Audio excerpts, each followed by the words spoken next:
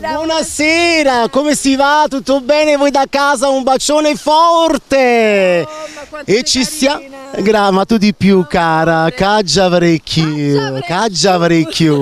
Comunque di più, molto di più, sono ritornata a Napoli con la corona di Regina d'Inverno Italia 2016 e questo è un premio che regalo a tutti quanti voi che mi volete bene, soprattutto al mio ragazzo Mistico che ha voluto che io partecipassi. Salutiamo, ciao Mistico! Un bacio! Che io ripartecipassi ad un concorso nazionale, perché come esiste Miss Italia, esiste anche Miss Trans Italia, esiste anche Miss Drag Queen Italia, e questo qua nello specifico è Regina d'Inverno, un altro concorso, ed ho portato un premio nazionale qui a Napoli. Ma che bella soddisfazione! E questa sera qui per voi ho portato la performance che ho vinto a Viareggio il 28 di febbraio di quest'anno.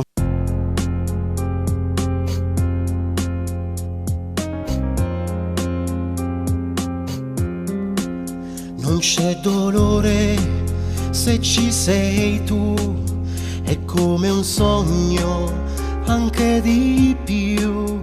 E c'è qualcosa negli occhi tuoi che non mi lascia mai. Non ho paura se ci sei tu, perché l'amore mi chiude gli occhi. Vorrei baciarti, adesso sì, vorrei che fosse così. L'amore si muove, ti porta lontano, se vuoi ti prende per mano senza dirti dove andrai. L'amore si muove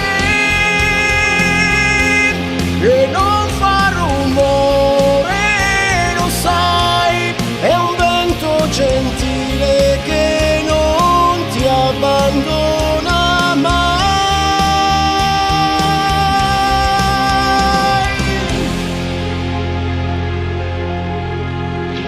Come un regalo così inatteso, una sorpresa, tu lì per caso. C'era qualcosa negli occhi tuoi che non mi scorderò mai. E penso a quello che sarei, a quello che saremo noi, all'amore che